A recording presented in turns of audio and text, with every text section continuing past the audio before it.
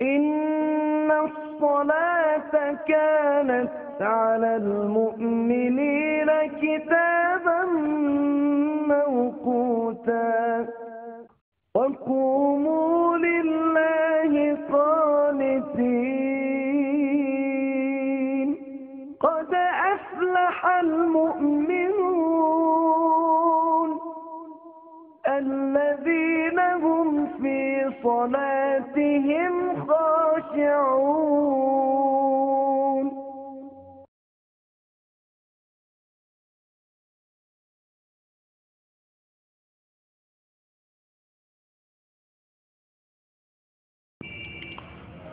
السلام عليكم ورحمة الله وبركاته.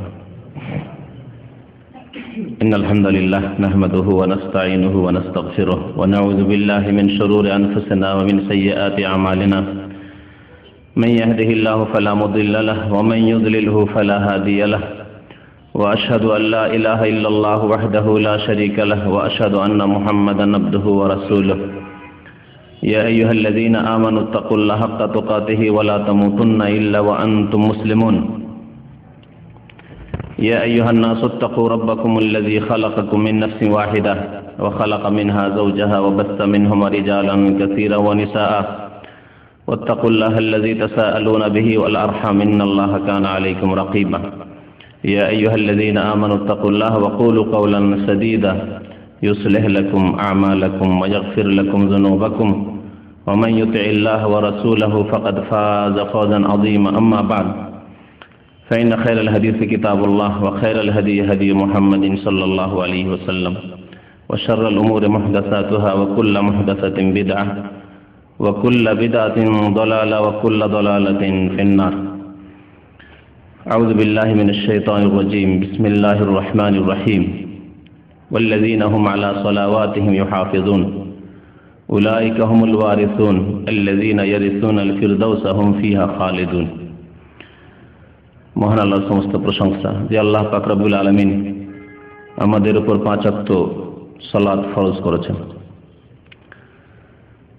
এই 5 ওয়াক্ত ফরজ নামাজ সম্পর্কে আল্লাহ পাক কাল কিয়ামতে বিচার দিবসে মুসলিমদের প্রথম হিসাব নেবেন। এর জন্য আমাদের প্রত্যেককে প্রস্তুত থাকতে হবে। আল্লাহ পাক রব্বুল আলামিন যেমন নামাজ কায়েম করার আদায় করার হিসাব নেবেন এই ফরজ নামাজ, তেমনি কেমন করে আপনি আদায় করেছেন, সেই নামাজ শুদ্ধ হয়েছে কিনা, কার আদর্শ মোতাবেক সেই নামাজ আদায় করেছেন তারও হিসাব আমাদেরকে দিতে হবে। গত সপ্তাহের আগের সপ্তাহে নামাজের সংক্ষিপ্ত পদ্ধতি, নবী করিম সাল্লাল্লাহু আলাইহি সাল্লামের সালাত নামাজ কেমন ছিল এই সম্পর্কে উল্লেখ করা হয়েছিল এবং তার সাথে ওয়াদা করেছিলাম যে মাসাইলগুলির দলিল প্রমাণ ইনশাআল্লাহ তাআলা আগামী আলোচনায় পেশ করব। তা আজকে আপনাদের সামনে কাছাকাছি 12টি মাসলা মাসাইল, 12টি বিষয় নামাজ সংক্রান্ত, নামাজের শুরু থেকে শেষ পর্যন্ত এই 12টি মাসলা মাসাইলের দলিল সহিহ হাদিস থেকে নিয়ে এসেছি যা আপনাদেরকে শোনাবো, যাতে করে নবী করিম সাল্লাল্লাহু আলাইহি সাল্লামের হাদিসের আলোকে, সুন্নতের আলোকে আমাদের নামাজ সহিহ শুদ্ধ হয়। কারণ নামাজ যদি ভুল থাকে, নবী করিম সাল্লাল্লাহু আলাইহি সাল্লামের তরিকায় না হয়, তাহলে কবুল হবে না। যেমন অন্য অন্য ইবাদতও যদি নবী করিম সাল্লাল্লাহু আলাইহি সাল্লামের তরিকা ছাড়া অন্য কোনো তরিকায় হয় বা খেয়াল খুশি হয়, যেমন পারলাম করলাম, তাহলে কবুল হবে না। প্রসিদ্ধ হাদিস শুনিয়েছিলাম, মা আয়েশা রাদিয়াল্লাহু তাআলা আনহা বর্ণনা করেছেন, সহিহ মুসলিমে রয়েছে, মান আমিলা আমালান লাইসা আলাইহি আমরুনা, যে ব্যক্তি কোনো আমল করলো, নামাজ পড়লো, রোজা রাখলো, যাকাত দিল, হজ করলো, উমরা করলো, লাইসা আলাইহি আমরুনা, কিন্তু আমার আদর্শ মোতাবেক না, আমার তরিকা অনুযায়ী নয়। কে বলছেন? রাসূলুল্লাহ সাল্লাল্লাহু আলাইহি সাল্লাম, নবী সাল্লাল্লাহু আলাইহি সাল্লামের তরিকা অনুযায়ী নয়। ফাওয়ারাদ্দুন, তাহলে তা প্রত্যাখ্যাত হবে, মারদুদ হয়ে যাবে, কবুল হবে না। নামাজ যতগুলি ইবাদত বন্দেগী রয়েছে সমস্ত ইবাদত বন্দেগীর মধ্যে সবচাইতে গুরুত্বপূর্ণ ইবাদত হচ্ছে নামাজ, যাতে রয়েছে অন্তরের ইবাদত, বিনয়ী হয়ে খুশু খুজুর সাথে আল্লাহর সামনে দাঁড়াচ্ছেন, অন্তরের ইবাদত রয়েছে, যাতে রয়েছে বাচনিক ইবাদত, জবানের ইবাদত রয়েছে, কথার ইবাদত। তাকবীরে তাহরিমা দিয়ে শুরু করেছেন আল্লাহু আকবার, ইবাদত, আল্লাহ সবচেয়ে বড়। সানা, সূরা, ফাতিহা সবগুলি হচ্ছে বাচনিক ইবাদত, রুকু, সাজদা, তাসবিহ, দোয়া, আত্তাহিয়াত সবগুলি হচ্ছে বাচনিক কথার ইবাদত। নামাজে রয়েছে অঙ্গ প্রত্যঙ্গের ইবাদত, গোটা শরীরের বিভিন্ন অঙ্গ প্রত্যঙ্গ ঝুঁকছে, সেজদা করছে, দাঁড়াচ্ছে। তাহলে নামাজ এমন একটি ইবাদত যাতে রয়েছে সমস্ত রকমের ইবাদত। ইবাদতে কলবি, অন্তরের ইবাদত রয়েছে, ইবাদতে লিসানি, জবানের ইবাদত রয়েছে, বচনের ইবাদত রয়েছে, ইবাদতে উতুল জাওয়ারিহ বা অঙ্গ প্রত্যঙ্গের ইবাদত রয়েছে। সমস্ত ইবাদত শামিল আছে, এত ব্যাপক ইবাদত। এই আয়াতও পাঠ করেছিলাম আগের অনুষ্ঠানে যে নামাজে আল্লাহ পাক হেফাজত করতে বলেছেন। কয়েকটি আয়াতে আল্লাহ পাক হেফাজতের কথা উল্লেখ করেছেন, কাছাকাছি 4টি আয়াতে নামাজ সংক্রান্ত হেফাজতের কথা বলা হয়েছে। হাফেজু আলা সালাওয়াত, আল্লাহ পাক নামাজের হেফাজতের কথা বলেছেন। ওয়াল্লাযীনা আলা সালাওয়াতিহিম ইউহাফিজুন, যেমন এই আয়াতটি সূরা মুমিনুন আয়াত নম্বর 9 আল্লাহ পাক ইরশাদ করেছেন মুমিন তো তারাই এবং সেই মুমিনরাই সফল কাম, কাদ আফলাহাল মুমিনুন দিয়ে আল্লাহ পাক শুরু করেছেন। ওই মুমিনরাই ফালাহ পাবে, রেহাই পাবে, মুক্তি পাবে, সার্বিক কল্যাণ হাসিল করবে। ফালাহর অর্থ হচ্ছে যাবতীয় কল্যাণ হাসিল করা, ইহকাল পরকালের সমস্ত রকমের কল্যাণ হাসিল করা, মঙ্গল হাসিল করার নাম হচ্ছে ফালাহ। যে ফালাহর দিকে ডাক দেওয়া হয় নামাজের জন্য আজানে, একামতে। আজানেও বলা হয় আলাল ফালাহ, আর একামতেও বলা হয় হাইয়া আলাল ফালাহ, ফালাহর জন্য এসো, সার্বিক মঙ্গলের জন্য এসো। নামাজেই রয়েছে সার্বিক মঙ্গল। আল্লাহ পাক ওখানে আফলাহ দিয়ে শুরু করেছেন, যে ফালাহ পাবে, সার্বিক কল্যাণ হাসিল করবে কারা? ওই মুমিনরা যাদের আল্লাহ পাক রব্বুল কয়েকটি গুণ উল্লেখ করেছেন। প্রথম গুণই নামাজ বলে আল্লাযীনা ফি সালাতিহিম খাশিউন, তারপরে আবার শেষখানে আর অন্যান্য গুণ বর্ণনা করার পরে বলছেন ওয়াল্লাযীনা হুম আলা সালাওয়াতিহিম ইউহাফিজুন। মুমিন সফলকাম তো তারাই যারা নিজ নিজ নামাজগুলির হেফাজত করে। আলা সালাওয়াতিহিম, নামাজগুলির, যতগুলি নামাজ আল্লাহ পাক ফরজ করেছেন নামাজের হেফাজত করে।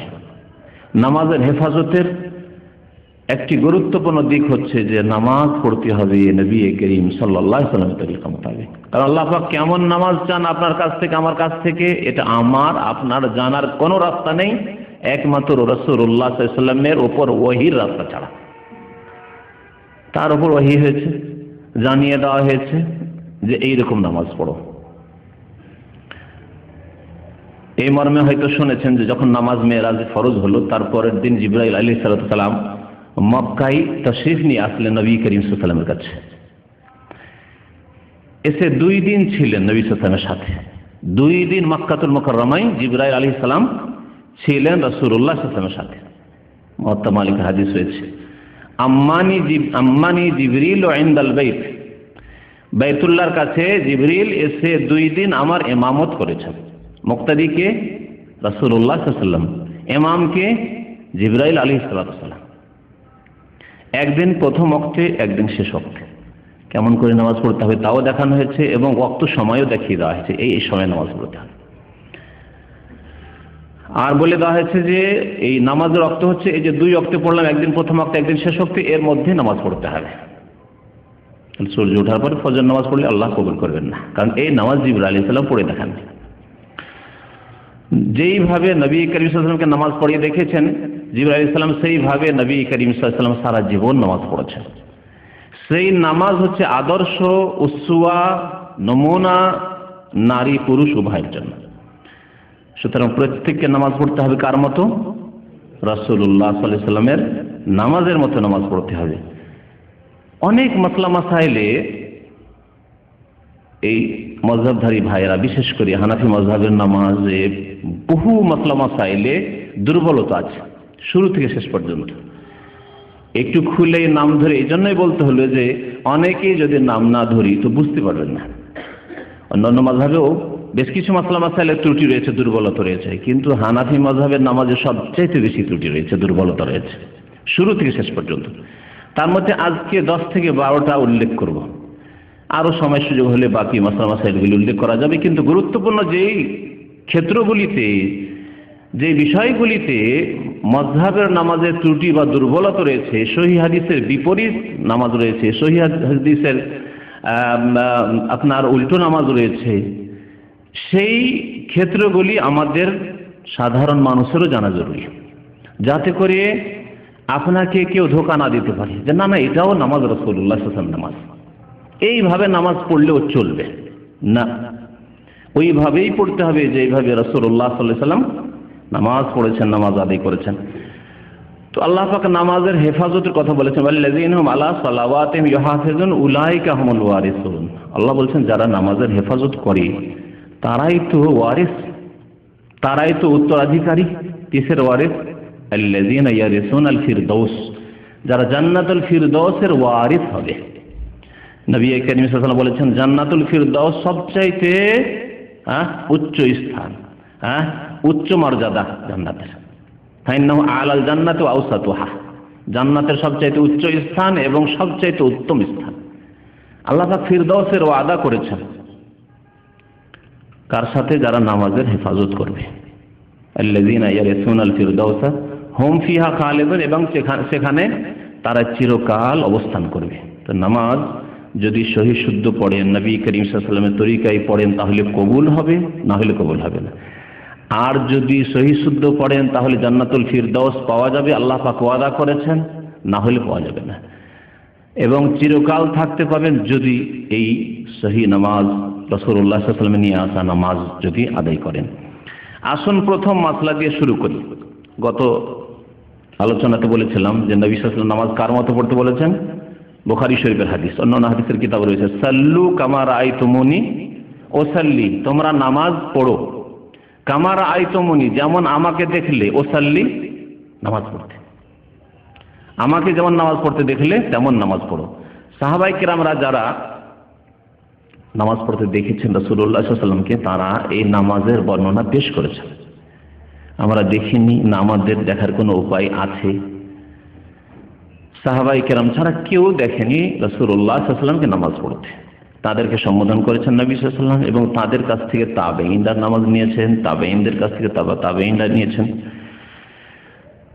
তো এই সহি নামাজ, যেই নামাজ হাদিসের কিতাবে রয়েছে, হাদিসের কিতাবের বরাত সহ কোন কিতাবে রয়েছে, পাতা নম্বর এই জন্যই বলবো না যে পাতা নম্বর গিয়ে অনেক সময় মিলবে না, কারণ আরবি হাদিসের কিতাবের পাতা নম্বর আলাদা। আবার আরবি কিতাবের মধ্যে একটি কিতাব আছে ভাষ্য সহ, মানে ব্যাখ্যা সহ, আরেকটি বিনা ব্যাখ্যা রয়েছে, যেমন বুখারী শরীফ। তাহলে ব্যাখ্যা সহ যে কিতাব রয়েছে সহিহ বুখারীর, যেমন ফাথুল বারী 12 খণ্ডে রয়েছে, কিন্তু এমনি বুখারী 1 খণ্ডও থাকতে পারে। ভারত, পাকিস্তানে, বাংলাদেশে যে বুখারী পাওয়া যায় সেটা 2 খণ্ডে। তাহলে পাতা নম্বর দিয়ে কোনোদিন মিলবে না। বাংলা বুখারী আমার জানা মতে 5 জন অনুবাদকের বুখারী চেপেছে। তাহলে কোনটারই পাতা নম্বর দেব? পাতা নম্বর দিয়ে পাওয়া মুশকিল। এমনকি হাদিসের নম্বরগুলি দিতেও আগপিছ হয়েছে। কোন যারা নম্বর দিয়েছেন হাদিসগুলোর, তাদের কেউ আবার সনদগুলির নম্বর দিয়েছেন। একটা হাদিস হয়তো, মানে বিষয়বস্তু একটি হাদিসের, কিন্তু 2-3টি সনদ আছে, 2-3টা নম্বর দিয়েছেন। নম্বরের ক্ষেত্রেও কম বেশি হয়ে গেছে। সুতরাং হাদিস কোন কিতাবে আছে এতটাই সাধারণ মানুষের জন্য জেনে নেওয়া যথেষ্ট। আর নবী করিম সাল্লাল্লাহু আলাইহি ওয়াসাল্লামের সহিহ হাদিসে যদি থাকে তাহলে শির নত করে একবার উদার অন্তর নিয়ে মেনে নিতে হবে, বিনা কোনো দ্বিধাদ্বন্দ্বে। যেমন আল্লাহ পাক হুকুম করেছেন ওয়ায়ুসাল্লিমু তাসলিমা, চোখ বন্ধ করে মেনে নেবে, মনে কিঞ্চিত পরিমাণ দ্বিধাদ্বন্দ্ব হবে না। সুম্মা লা ইয়াজিদু ফি আনফুসিহিম হারাজাম মিম্মা কাযাইতা ওয়া ইউসাল্লিমু তাসলিমা, আল্লাহ পাক বলেছেন। না হলে মুমিন হতে পারবে না। আয়াত বড় লম্বা আছে, সে আয়াতটি পুরো উল্লেখ করলাম। আসল বিষয়ের দিকে আসি। প্রথম বিষয় হচ্ছে যে নামাজ শুরু করবেন কোথা থেকে, এগুলি কথা বলা হয়েছে। নামাজ শুরু করবেন কোথা থেকে? তাকবীরে তাহরিমা দিয়ে, তাকবীরে তাহরিমা দিয়ে নামাজ শুরু করেন। নবী করিম সাল্লাল্লাহু আলাইহি ওয়াসাল্লামের হাদিস, মিফতাহুস সালাতি আত-তাহুর, নামাজের চাবি হচ্ছে পবিত্রতা ওযু, আর গোসল ফরজ হয়ে থাকলে গোসল। ওয়া তাহরিমুহা তাকবীর, আর নামাজের তাহরিমা হচ্ছে তাকবীর, অর্থাৎ আল্লাহু আকবার দিয়ে নামাজ শুরু করতে হবে। এখানে যদিও হানাফি মযহাবের হানাফি ভাইয়েরাও আমল করে না, সাধারণ লোকও আমল করে না, আলেমরাও আমল করে না, কিন্তু তাদের প্রত্যেকটি ফিকহ কিতাবে রয়েছে যে আল্লাহু আকবার বলা শর্ত নাই। কি বললে চলবে? আল্লাহর সাথে কোনো গুণবাচক কোনো শব্দ হলেই চলবে। যেমন আল্লাহু আকবার, যে আল্লাহু আযম যদি বলে, আল্লাহু আজল যদি বলে, আল্লাহু জলিল, আল্লাহু কবির, আল্লাহু রহমান, আল্লাহু রহিম, আল্লাহু গফুর, এরকম বললে চলবে। স্পষ্ট ভুল। কারণ যেই দিন থেকে নামাজ ফরজ হয়েছে সেই দিন থেকে শুরু করে নবী করিম সাল্লাল্লাহু আলাইহি ওয়াসাল্লামের তিরোধানের সময় পর্যন্ত কোনো ফরজও নয়, সুন্নতও নয়, বেতরও নয়, নবী করিম সাল্লাল্লাহু আলাইহি ওয়াসাল্লাম তাকবীর ছাড়া কোনো নামাজ পড়েন, আল্লাহু আকবার ছাড়া। আল্লাহু কবির দিয়েও পড়েন, আল্লাহু কবির দিয়েও কোনোদিন নবী সাল্লাল্লাহু আলাইহি ওয়াসাল্লাম নামাজ পড়েনি, আল্লাহু আকবার দিয়েই নামাজ পড়েন। সুতরাং ওই রকমই নামাজ পড়তে হবে। তারপর নবী সাল্লাল্লাহু আলাইহি ওয়াসাল্লাম তাকবীর দিয়ে তাহরিমা হবে। তাহলে তাকবীর ছাড়া তাজিম দিয়ে চলবে না, আল্লাহু আজিম দিয়ে চলবে না, আল্লাহু জলিল দিয়ে চলবে না। তাকবীর বলা হয় আল্লাহু আকবারকে, আল্লাহু আকবার দিয়েই নামাজ শুরু করতে হবে। শেষ হবে গিয়ে সালামে, যেমন বলছেন নবী সাল্লাল্লাহু আলাইহি ওয়াসাল্লাম ওই হাদিসে, ওয়া তাহলিলুহা আত-তাসলিম, আর নামাজের তাহলিল মানে নামাজ থেকে আপনি বেরিয়ে পড়ছেন, দুনিয়ার কাজ কর্ম কথা হালাল হয়ে যাবে সালাম ফিরলে। এই হাদিস রয়েছে আবু দাউদে এবং তিরমিজিতে। তাহলে তার আগে কোনো কাজ নেই, নিয়ত পড়ার নেই, এগুলো বলা হয়েছে। যখন নেই তাহলে নিয়ত পড়া, উচ্চারণ করা, নাওয়াইতো অথবা আমি নিয়ত করছি। বাঙালি জাতি তো আরবিতে নিয়ত করতে অভ্যস্ত, আর অন্যরা উর্দুতে করে, উর্দুরা मैं নিয়ত করতা হুঁ, সবগুলি বিদআত নেই। তাকবীর দিয়ে নামাজ শুরু। আল্লাহ পাক যেন আমাদেরকে বুঝার তৌফিক দান করেন, সংশোধন করার তৌফিক দান করেন। যেসব ভাই বিদআতে রয়েছে আল্লাহ পাক তাদেরকে বিদআত মুক্ত হওয়ার তৌফিক দান করেন। আশা করছি তাদের কাছে যে তারা গোঁড়ামি না করে আর সত্য কথা, হক কথা মানতে যেন কোনো রকমের দুনিয়াবি বাধা না হয়। আল্লাহ পাক যেন নবী সাল্লাল্লাহু আলাইহি ওয়াসাল্লামের নামাজ সবাইকে আদায় করার তৌফিক দান করেন। তারপরে নামাজ যখন শুরু করতে হবে তখন হাত উঠাতে হবে, যাকে বলে রাফউল ইয়াদাইন। হাত কত দূর পর্যন্ত উঠাইতে হবে এই ক্ষেত্রে দুইটি হাদিস রয়েছে, দুইটি হাদিস আপনাদেরকে শোনাই। সুতরাং দুইটি জায়েজ রয়েছে। একটি হাদিস হচ্ছে ওয়াইল ইবনে হুজর রাদিয়াল্লাহু তাআলা আনহু, যে হাদিস রয়েছে সহিহ মুসলিমে, বলছেন আন্নাহু রাআন নবী সাল্লাল্লাহু আলাইহি ওয়াসাল্লাম রাফা ইয়াদাইহি না দাখালা ফিস সালাত, যখন নামাজে প্রবেশ করলেন তখন হাত উঠালেন, কাব্বারা তাকবীর দিয়ে হাত উঠালেন। আর হাম্মাম একজন বর্ণনাকারী বলছেন হিয়ালা উজনাইহি, দুই কানের কাছাকাছি। তাহলে দুই কানের কাছাকাছি ওঠার এই হাদিস আসল। তারপরে কি করলেন? তারপর আরেকটি মাসলা আছে, যেই মাসলাটি অত্যন্ত গুরুত্বপূর্ণ, কারণ এই ক্ষেত্রে অনেক ইখতিলাফ করে। সুম্মা ওয়াদা ইয়াদাহুল ইয়ুমনা আলাল ইউসরা, তারপরে ডান হাত রাখলেন কার উপর? বাম হাতের উপর। ডান হাত রাখলেন বাম হাতের উপর। তাহলে ডান হাতকে রাখতে হবে কার উপর? বাম হাতের উপর। এটি হচ্ছে স্পষ্ট মাসলা। তাহলে হাত ছেড়ে নামাজ পড়া যাবে না, হাত ছেড়ে নামাজ পড়া যাবে না। যেমন ভুল রয়েছে মালিকিদের মধ্যে, আহলে সুন্নাতের ভুলের কথা বলছি, বাকি শিয়াদের বা অন্যদের ভুল, যারা এই আকীদাতি পথভ্রষ্ট, তাদের কথা আমাদের উল্লেখ করা প্রয়োজনই নেই।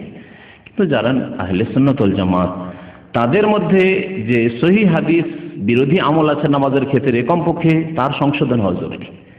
কারণ তাদের আকীদা সহিহ থাকা সত্ত্বেও যদি নামাজে ভুল হয় তো মহা মুশকিল রয়েছে। তো নামাজ হাত ছেড়ে পড়া যাবে না। যেমন মালিকি সাধারণত আফ্রিকা দেশে বাস করে, তো আফ্রিকান লোকদের দেখা যায় অনেকে যে হাত ছেড়ে নামাজ পড়ে।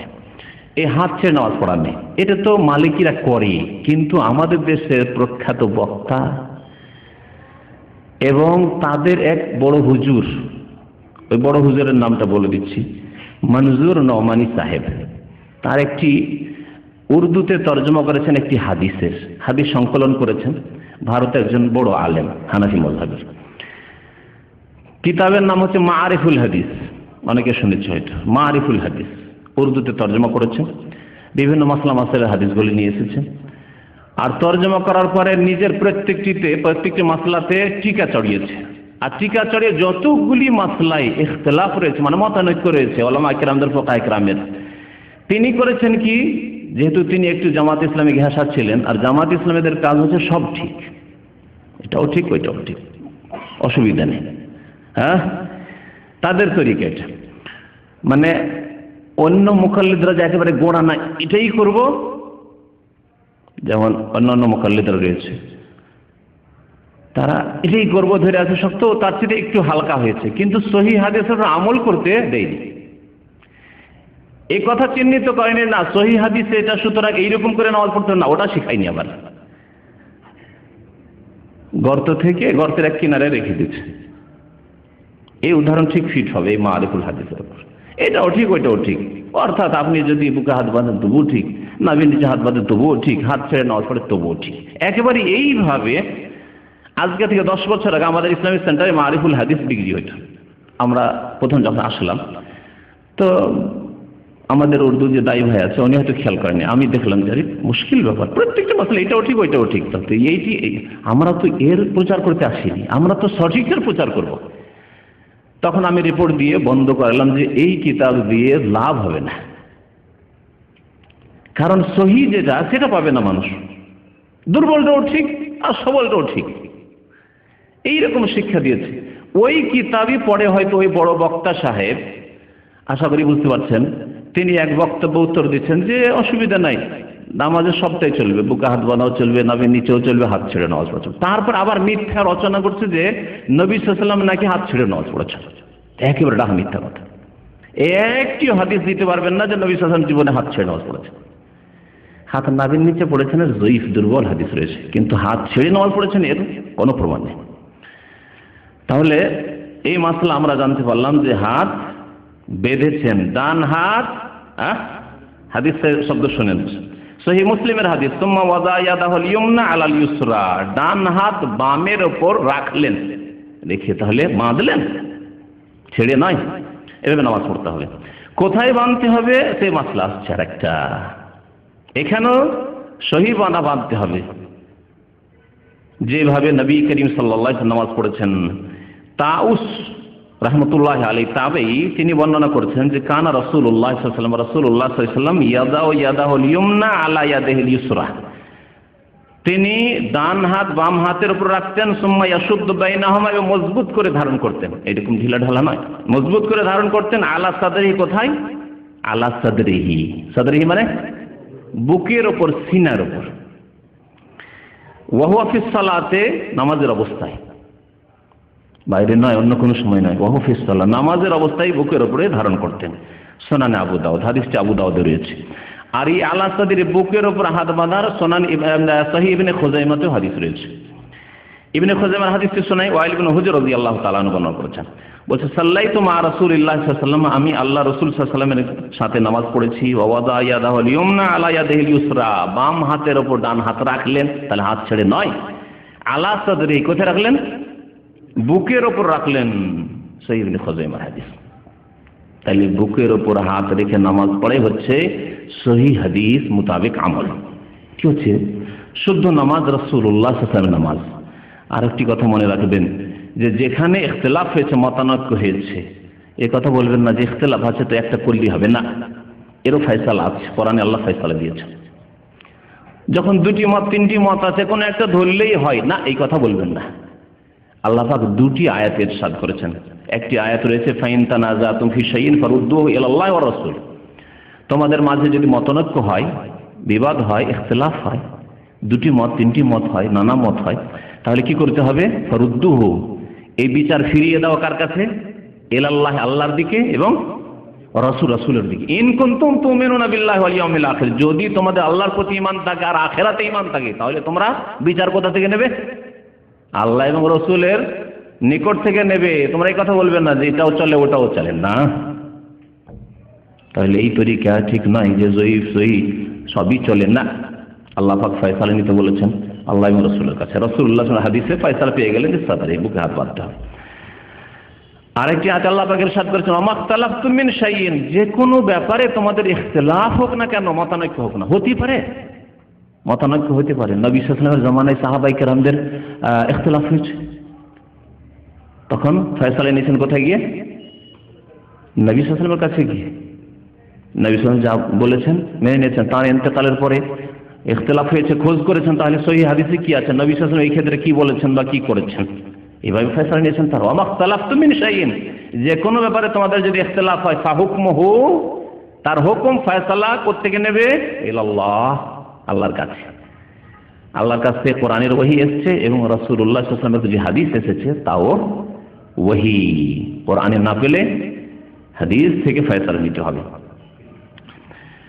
তাহলে এই মাসলাগুলি হয়ে গেল, প্রায় দুটি মাসলা হয়ে গেল। আর একটি মাসলা হচ্ছে জায়নামাজের দোয়া পড়ার মাসলা, বলেছিলাম না? জায়নামাজের কোনো দোয়া আছে? জায়নামাজের দোয়া কখন পড়ে? তাকবীরের আগে না পরে? হানাফি ভাইরা তাকবীরের আগে দুটি বা তিনটি করে বলেছে, ওদিকে আর যাচ্ছি না। নিয়ত পড়া আর জায়নামাজের দোয়া পড়া। এই জায়নামাজের দোয়া বলে যে দোয়াটি পরিচিত হানাফি সমাজে, ইন্ডিয়া, বাংলাদেশ, পাকিস্তানে, সেই দোয়াটি হচ্ছে ইন্নী ওয়াজ্জাহাতু ওয়াজহিয়া লিল্লাযী ফাতারাস সামাওয়াতি ওয়াল আরদ। এই দোয়াটি হাদিসে আছে, কিন্তু জায়নামাজের দোয়া নয়। এটি তাকবীরে তাহরিমার পর দোয়া। শোনেন, স্পষ্ট হাদিস। তারপরে যদি কেউ না মানে তাহলে একে এরাদ, বিমুখতা ছাড়া আর কিছু বলা যাবে না। হাদিস শুনিয়ে দিচ্ছি। মুসলিম শরীফের হাদিস, আবু দাউদের হাদিস। বলছেন বর্ণনাকারী যে কানা রাসূলুল্লাহ সাল্লাল্লাহু আলাইহি ওয়াসাল্লাম, আল্লাহ রাসূল সাল্লাল্লাহু আলাইহি ওয়াসাল্লাম ইযাস্তাফতাহাস সালাহ, যখন নামাজ আরম্ভ করতেন, সালাত শুরু করতেন, কাব্বারা, কি করতেন? তাকবীর বলতেন। সুম্মা কালা, তারপরে বলতেন। সুম্মা মানে অতঃপর, কালা অতঃপর বলতেন। কি বলতেন? ওয়াজ্জাহাতু ওয়াজহিয়া লিল্লাযী ফাতারাস সামাওয়াতি ওয়া আনা আউয়ালুল মুসলিমিন পর্যন্ত। মুসলিম, আবু দাউদ। কি স্পষ্ট হইল? স্পষ্ট হইল যে এই দোয়া ওয়াজ্জাহাতু ওয়াজহিয়া কখন পড়তে হবে? তাকবীর দিয়ে, সুম্মা তারপরে। আরো শুনেন আরেকটি ভাষা, এখানে তো সুম্মা ছিল আর ওখানে আছে বাদাত তাকবীরে, তাকবীরের পরে। আরো স্পষ্ট শুনেন। আলী ইবনে আবি তালিব রাদিয়াল্লাহু তাআলা আনহু বর্ণনা করেছেন, আন রাসূলুল্লাহ সাল্লাল্লাহু আলাইহি ওয়াসাল্লাম, রাসূলুল্লাহ সাল্লাল্লাহু আলাইহি ওয়াসাল্লাম থেকে বর্ণনা করেন, আন্নাহু কানা ইযা কামা ইলা সালাতিল মাকতুবাতি, নবী করিম সাল্লাল্লাহু আলাইহি ওয়াসাল্লাম যখন ফরজ নামাজে দাঁড়াতেন, রাফা ইয়াদাই হাজওয়া মানকাবাইহি, দুই হাত উঠাতেন, হাজওয়া মানকাবাইহি, এখানে হাজওয়া মানকাবাইহি। আর আগে শুরুতে বলেছিলাম কানের লতি পর্যন্ত, তাই না? আর এখানে মানকেব মানে হচ্ছে এই কান। আর অধিকাংশ হাদিসগুলি মানকেবের কথা আছে, তাহলে হাত ওঠানোর জন্য এতটাই যথেষ্ট। এটা হচ্ছে সুন্নত, এই সুন্নত যথেষ্ট।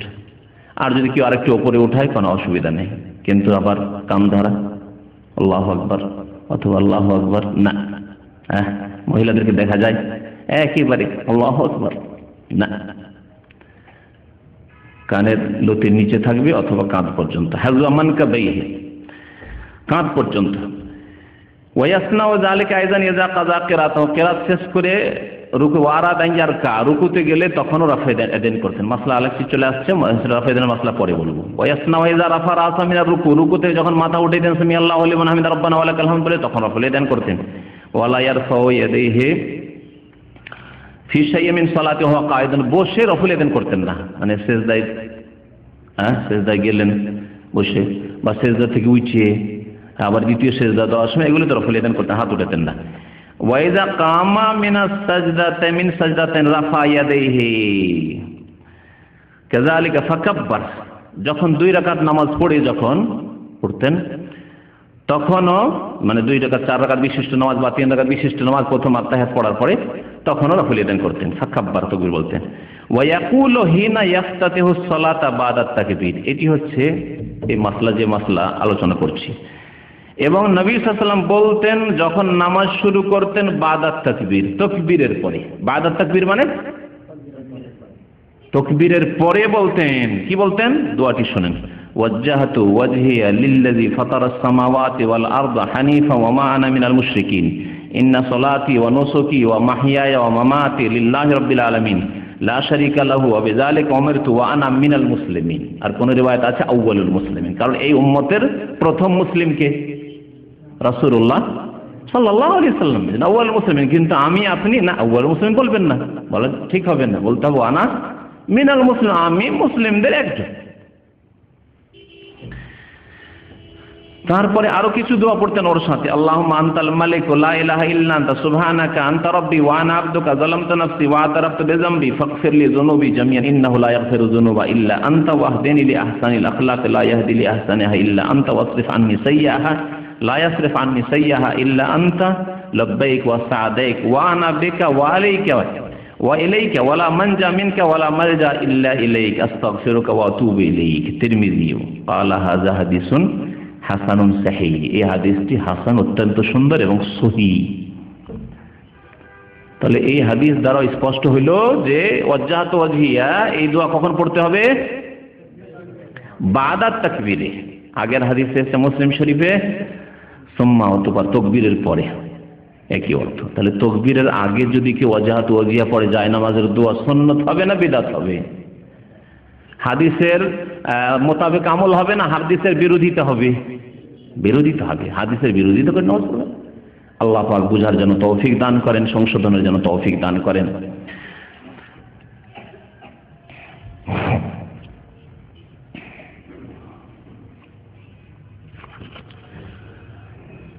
পাঁচ নম্বর মাসলা তা হচ্ছে যে আমাদের দেশের মানুষরা সানাতে একটি মাত্র দোয়া মুখস্থ রাখে, ওইটি পড়ে, ব্যাস। ওই একটি শেখানো হয়েছে, বাকি আর দিশাই দেওয়া হয়নি যে আরো কিছু আছে, আরো বহু কিছু আছে, কিছুই জানানো হয়নি।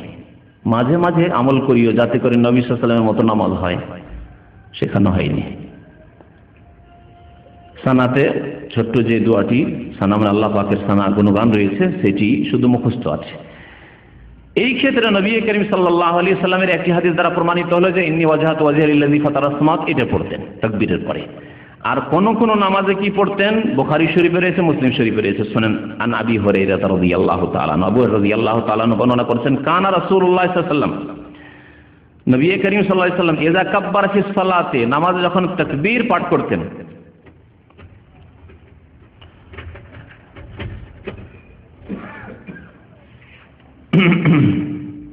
নবী সাল্লাল্লাহু আলাইহি ওয়াসাল্লাম যখন নামাজে তাকবীর পাঠ করতেন, সাকাতা হুনাইহাতান, অল্প কিছুক্ষণ নীরব থাকতেন। তাকবীর বলে কিছুক্ষণ চুপ থাকতেন, নীরব থাকতেন। সাকাতা হুনাইহাতান ক্বাবলা আন ইয়াকরা, কিরাতের পূর্বে, মানে সূরা ফাতিহা পাঠের পূর্বে।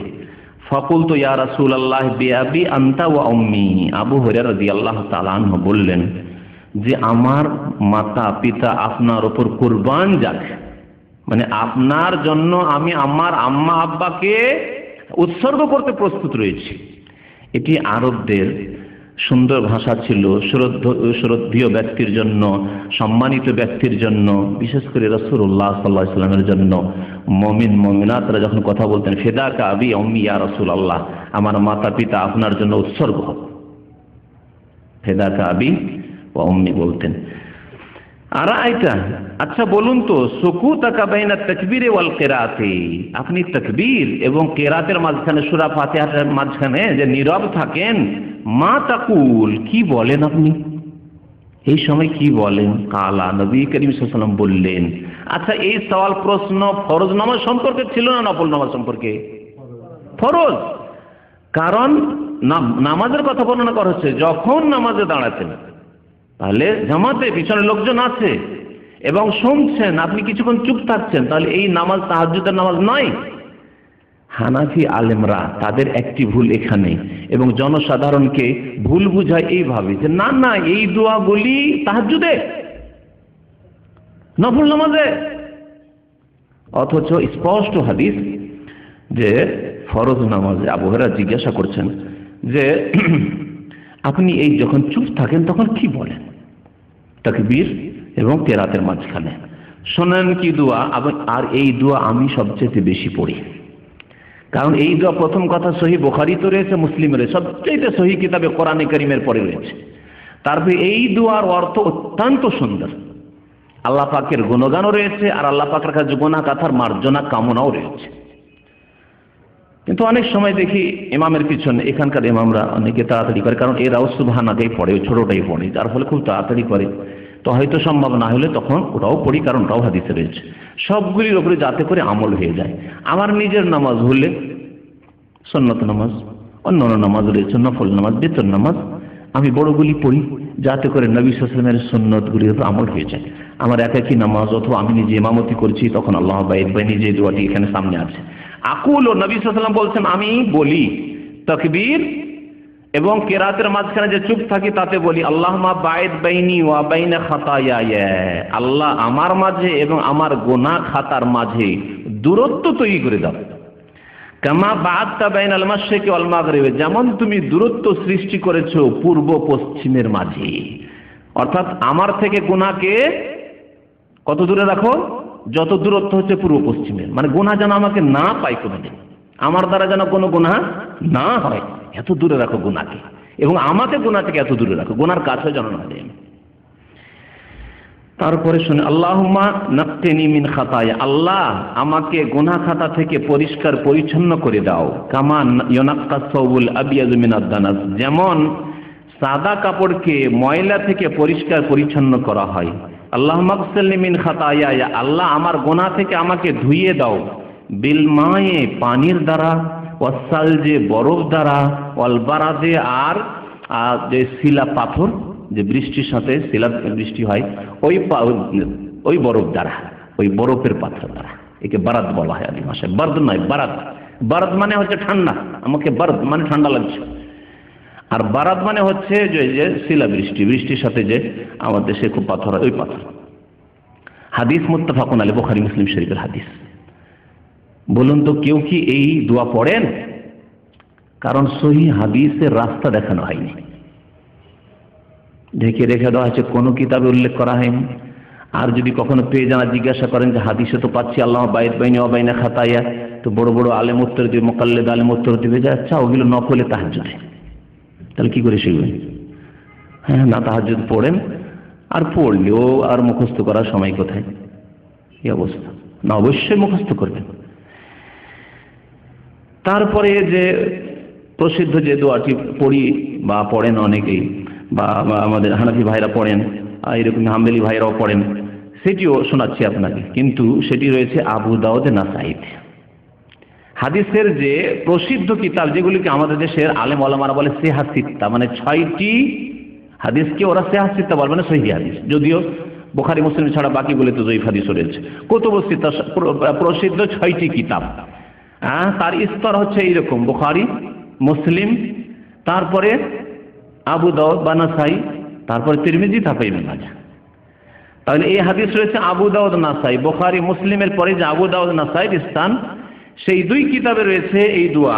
আবি সাঈদিন, আবু সাঈদ খুদরি রাদিয়াল্লাহু তাআলা আনহু বর্ণনা করছেন যে আন্নান নবী সাল্লাল্লাহু আলাইহি ওয়াসাল্লাম, নবী করিম সাল্লাল্লাহু আলাইহি ওয়াসাল্লাম, কানা ইযা ইফতাতাহা সালাতা, যখন নামাজ শুরু করতেন, কালা বলতেন। এখানে তো বলা হয়নি যে ফরজ নামাজ না সুন্নাত নামাজ, যদি করবে এইটাও নফল নামাজে, তাহলে কোথা থেকে নেবেন? ইযা ইফতাতাহা সালাত, যখন নামাজ শুরু করতেন, কখনো কখনো এটাও ফরজে পড়তেন। কালা বলতেন সুবহানাকা আল্লাহুম্মা ওয়া বিহামদিকা ওয়া তাবারাকা ইসমুকা ওয়া তাআলা জাদ্দুকা ওয়া লা ইলাহা গায়রুকা।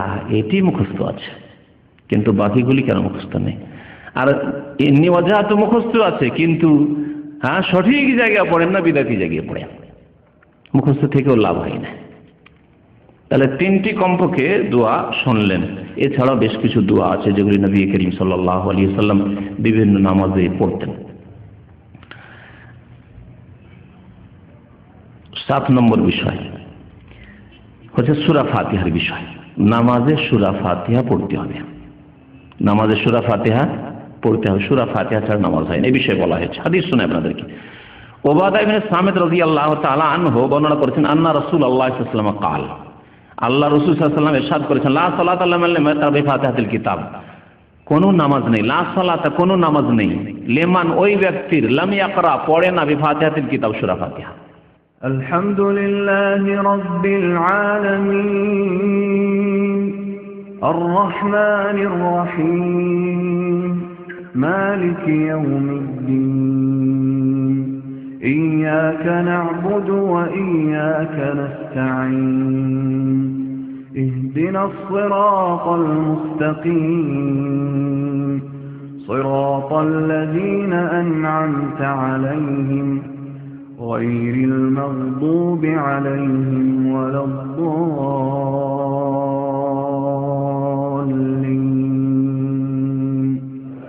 آمين। যে ব্যক্তি সূরা ফাতিহা পড়ে না তার নামাজ হয় না, এই হচ্ছে নবী সাল্লাল্লাহু আলাইহি হাদিস। হাদিস বুখারীতে রয়েছে, মুসলিমে, আবু দাউদে, নাসাই, তিরমিজি, ইবনে মাজাহ, আখরাজাহুল জামাআহ বলা হয়। মুহাদ্দিসিনদের জামাত, সমস্ত মুহাদ্দিসিন এই হাদিসটিকে নিজ নিজ কিতাবে উল্লেখ করেছেন নামাজের অধ্যায়। লা সালাতা লিমান লাম ইয়াকরা বিফাতিহাতিল কিতাব, সূরা ফাতিহা ছাড়া নামাজ হয় না।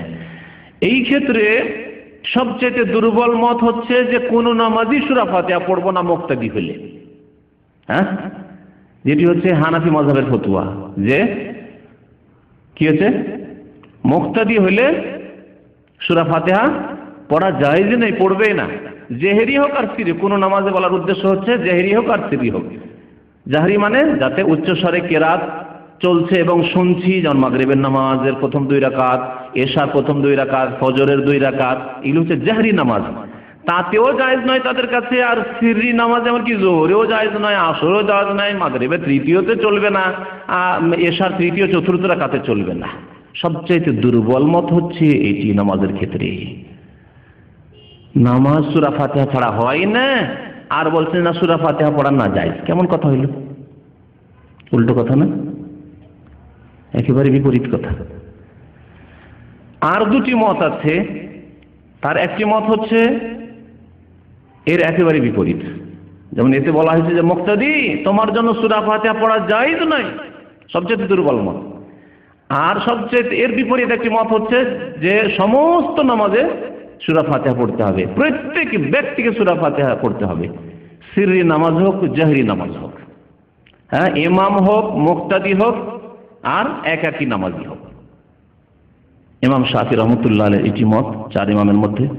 ইমাম বুখারী রহমতুল্লাহ আলাইহি, যে আমিরুল মুমিনিন ফিল হাদিস, মুহাদ্দিসিনদের শিরোমণি, সবচেয়ে বড় মুহাদ্দিস যিনি, তার এটি মত। এবং তিনি একটি প্রসিদ্ধ কিতাব লিখেছেন, বাংলায় অনুবাদ হয়েছে, ঢাকায় পাওয়া যাচ্ছে, ঢাকা থেকে ছেপেছে, এটি সৌদি আরবে ছাপা বই নাই, বাংলা বইটি। হ্যাঁ, জুজউল কিরাত খালফাল ইমাম, আরবিতে কিতাবটির নাম। সর্বোত্তম কিরাত, ইমামের পিছনে সর্বোত্তম কিরাত বলি নামটি বাংলায় দিয়েছে, বইটি পাওয়া যাচ্ছে। ইমাম বুখারী রাহমাতুল্লাহ আলাইহির মত। তবে তিনি বলেছেন যে ওয়ালাদ দাল্লিনের পরে একটু বিরতি দিবে ইমাম সাহেব, তখন পড়বে, কিন্তু পড়তে হবে, তার মত। মাঝামাঝি মত শুনেন, দুই দিকে দুটো মত শুনলেন। মাঝামাঝি মত হচ্ছে ইমাম আহমদ বিন হাম্বল, ইমাম মালিক বলছেন যখন শুনবেন তখন শোনাটাই পড়ার বিকল্প, আর যদি না শোনেন তাহলে মুক্তাদি আপনাকে পড়তে হবে, নাহলে নামাজ হবে না। কারণ শুনলেনও না আর পড়লেন না। যেমন আমাদের দেশে বিনা মাইকে নামাজ হয়, 2 কাতার পিছনে আর কিছু শোনা যায় না যে ইমাম কি পড়ছে না পড়ছে, তাহলে পড়তে হবে। তারপরে সিরি নামাজ, জোহরের নামাজ, আসর নামাজ, মাগরিবের 3য় রাকাত, এশার 3য় 4র্থ রাকাত, এগুলো সিররি, ইমাম মনে মনে পড়ছে, আপনি মনে মনে পড়ছেন, এতে কোনো রকমের বিরোধ নেই, সুতরাং অবশ্যই পড়তে হবে। ইমাম ইবনে তাইমিয়া রাহমাতুল্লাহ আলাইহি এই মাসলাটিকে গ্রহণ করেছেন। তো সতর্কতা হচ্ছে সূরা ফাতিহা দিয়ে নামাজ পড়া, সূরা ফাতিহা ছাড়া নামাজ পড়া নয়, সূরা ফাতিহা দিয়ে নামাজ পড়া।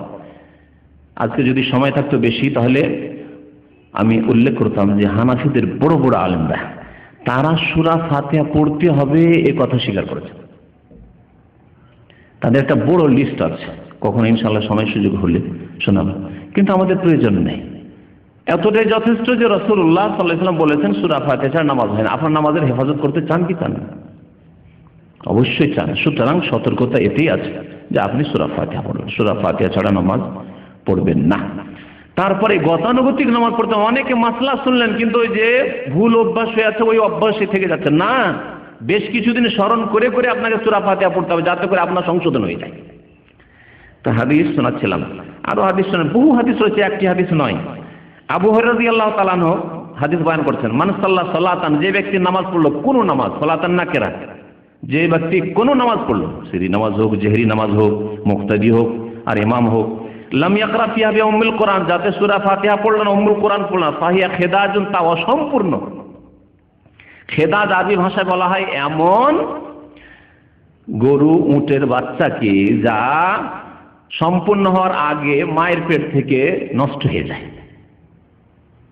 নষ্ট হয়ে যায়, অসম্পূর্ণ বাচ্চা যে নষ্ট হয়ে পড়ে যায়, 2 মাস 3 মাস 4 মাসের বাচ্চা, তাকে বলা খেদাজ বলতো।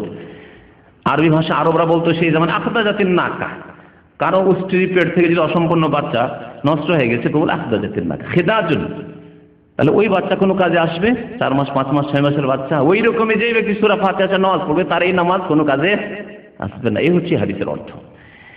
সালাসান, 3 বার বললেন নবী সাল্লাল্লাহু আলাইহি ওয়াসাল্লাম, গায়রা তামামিন, অসম্পূর্ণ, তাফসীর করলেন। ফাকিল আলী আবি হুরায়রা, তারপর আবু হুরায়রা বর্ণনাকারী, তাকে জিজ্ঞাসা করা হলো, তার ছাত্র আবু সাইব জিজ্ঞেস করলেন, ইন্না নাকুনু ওয়ারা আল ইমাম, আমরা যে ইমামের পিছনে থাকি মাঝে মাঝে, তাহলে আমরা কি করি, আমার পিছনে কি সূরা ফাতিহা পড়ব? শুনেন কি বলছেন। আবু হুরায়রা রাদিয়াল্লাহু তাআলা আনহু, যিনি 5000-এর বেশি হাদিস বর্ণনা করেছেন রাসূলুল্লাহ সাল্লাল্লাহু আলাইহি ওয়াসাল্লাম থেকে, সবচেয়ে বেশি সাহাবায়ে কেরামদের হাদিস তিনি মুখস্থ রেখেছিলেন, তিনি জবাব দিচ্ছেন। তাকে জিজ্ঞাসা করা হলে যে ইমামের পিছনে থাকলে আমরা কি করব, উত্তর দিচ্ছেন, ফাকালা ইকরা বিহা ফি নাফসিকা, ইকরা বিহা ফি নাফসিকা, ইকরা বিহা, তা পড়ে নাও, মানে সূরা ফাতিহা পড়ে নাও, ফি নাফসিকা, তোমার মনে মনে, মনে মনে মানে উচ্চ স্বরে নাই, মনে মনে, এই মনে মনে জবান হিলিয়ে সূরা ফাতিহা পড়ে নাও। এই ছিল সূরা ফাতিহার বিষয়। সূরা ফাতিহা সম্পর্কে আরেকটি হাদিস শুনেন, তিরমিজিতে রয়েছে, উবাদা বিন সামিতের হাদিস। একদিন ফজরের নামাজ পড়লেন রাসূলুল্লাহ সাল্লাল্লাহু আলাইহি ওয়াসাল্লাম, ফাসাকালাত আলাইহিল কিরাত, কিরাতটা যেন ভারী ভারী লাগলো, মনে হচ্ছে পিছনে কেউ কেউ পড়ছে, না একটু জোরে জোরে পড়ছিল। ফালাম্মান সারাফা, সালাম ফিরলেন, বললেন, ইন্নী আরাকুম তাকরাউনা ওয়ারা ইমামিকুম, আমার মনে হচ্ছে যে তোমরা ইমামের পিছনে কিরাত করো, সূরা পড়ো। কুলনা ইয়া রাসূলুল্লাহ, সাহাবারা বলেন, হে আল্লাহর রাসূল, ই ওয়াল্লাহ, অবশ্যই আমরা সূরা পড়ি ইমামের পিছনে।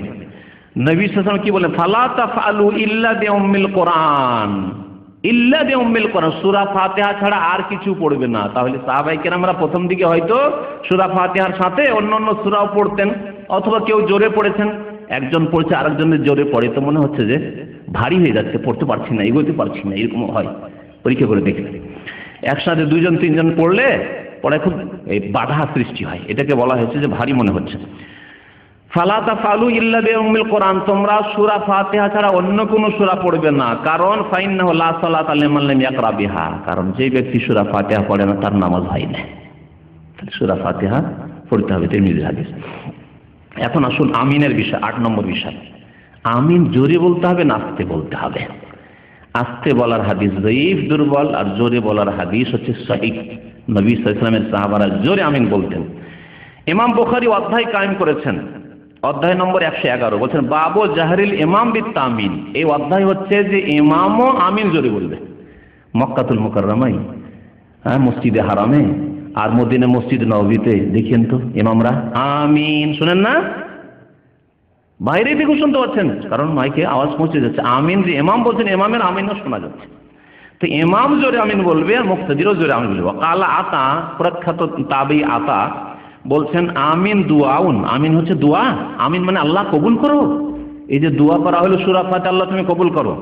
তারপরে বর্ণনা করেছেন একটি সাহাবীর আমল, প্রখ্যাত সাহাবী এবং মক্কাতুল মুকাররমা জাজিরার খলিফা হয়েছিলেন আব্দুল্লাহ বিন জুবাইর রাদিয়াল্লাহু তাআলা আনহুমা, এবং তিনি আসমা বিনতে আবি বকর, আবু বকরের মেয়ে যে আসমা রাদিয়াল্লাহু তাআলা আনহুম ছিলেন, আসমার ছেলে আব্দুল্লাহ বিন জুবাইর। বলছেন আম্মানা ইবনু জুবাইর ওমান ওয়ারাআহু, ইবনু জুবাইর রাদিয়াল্লাহু তাআলা আনহুমা এবং তার পিছনের মুক্তাদিরা সবাই আমিন এত জোরে বললেন, হাত্তা ইন্না লিল মসজিদি লালাজ্জাতান, মসজিদ বেজে উঠল, মসজিদ বেজে উঠল আস্তে আমিন বলে। কোনদিন দেখছেন পাকা মসজিদ, বাইতুল মুকাররম মসজিদ কোনদিন বেজেছে? কোনদিন আওয়াজ শুনেছেন? না। 10,000 20,000 মুসল্লি নামাজ পড়ছে, তারপরেও মুকাল্লিদ ভাইদের মসজিদে আমিনের আওয়াজ পাওয়া যায় না। আর তখনকার কাঁচা মসজিদ, 1400 বছর আগের মসজিদ, কাঁচা মসজিদ, পাকা মসজিদ, মসজিদ বেজে উঠেছে আব্দুল্লাহ বিন জুবাইর রাদিয়াল্লাহু তাআলা আনহুমা এবং সাহাবায়ে কেরামরা তাবেঈনরা তার পিছনে যখন আমিন বলেছিলেন। ওয়া কানা আবু হুরায়রা রাদিয়াল্লাহু তাআলা বলতেন, ইউনাদিল ইমামকে বলতেন, লা তাফুতনি বি আমিন, আমার আমিন যাতে না ছুটে যায়, মানে আমিন আপনি বলবেন, আমি যাতে আমিন বলতে পাই। ওয়ালা দাল্লিন না বলে তাড়াতাড়ি করে কেরাত শুরু করে দিন, আমিন বলতে দিন। সাহাবায়ে কেরাম এত আমিন গুরুত্বের সাথে বলতেন। বুখারী শরীফে এগুলি কথা রয়েছে। ওয়াকালা নাফে তাবি বলছেন, কানা ইবনে ওমর লা ইয়াদাহু, আব্দুল্লাহ বিন ওমর রাদিয়াল্লাহু তাআলা আনহুমা কখনো ছাড়তেন না এবং মানুষকে উৎসাহিত করতেন। ওয়া সামি'তু মিনহু ফি যালিকা খায়রান, খুব ভালো ভালো কথা তার কাছ থেকে শুনেছি আমিনের ফজিলত সম্পর্কে। আমিন সম্পর্কে নবী সাল্লাল্লাহু আলাইহি ওয়াসাল্লাম যে ফজিলত বয়ান করেছেন, ইজা আম্মানাল ইমামু ফাআমিনু, যখন ইমাম আমিন বলবে তখন তোমরাও আমিন বলো। তাহলে ইমাম যদি জোরে না বলে তাহলে কখন আমিন বললো ইমামের আগে বললাম না, পরে বললাম না, সাথে হয়ে গেলে কেমন করে বুঝবেন? বোঝা যাবে? ইজা আম্মানা, যখন ইমাম আমিন বলছে তোমরা আমিন বলো। ফাইন্নাহু মান ওয়াফাকা তামিনুহু তামিনাল মালায়েকা, ফেরেশতারা আমিন বলে। অন্য হাদিসে রয়েছে ফাইনাল মালায়েকাতু ইয়ামিনুন, ফেরেশতাগণ আমিন বলেন, যারা হাজির ফেরেশতারা, উপস্থিত ফেরেশতারা এসেছেন মসজিদে। আর যদি ওই সময় তোমার আমিন, ইমামের আমিন, ফেরেশতার আমিন এক পেজা অনুকূলে হয়ে যাবে, একসাথে সবাই আমিন, গফিরা লাহু মা তাকাদ্দামা মিন যামবিহি, তাহলে অতীতের গুনাহ খাতা মুসল্লিদের মাফ হয়ে যাবে। এইভাবে আমিনের ফজিলত বয়ান করেছেন। নবী সাল্লাল্লাহু আলাইহি ওয়াসাল্লাম একটি হাদিসে বলেছেন যে আমিনের সবচেয়ে বেশি হিংসা করে ইহুদিরা। ইহুদি যদি আমিন শুনে তো গায়ের জ্বালা হয়ে যায় তাদের। মদিনায় ইহুদি কিছু বাস করত, সাহাবায়ে কেরাম আমিন বলতেন নামাজে, সবচেয়ে বড় জ্বালা হইতো ইহুদিদের, যারে এদের দোয়া কবুল হয়ে যাবে। হ্যাঁ, ইহদিনাস সিরাতাল মুস্তাকিম সিরাতাল লাযিনা আনআমতা আলাইহিম গায়রিল মাগদুবি আলাইহিম, ইহুদি ওয়ালাদ দাল্লিন, খ্রিস্টান নাসারা, আল্লাহ এসব পথ দেখানো, সিরাতে মুস্তাকিম মুমিন মুমিনাতের পথ দেখাও। এই দোয়া কষ্ট হবে না ইহুদিকে? আর সবাই মুমিন বলছেন আমিন।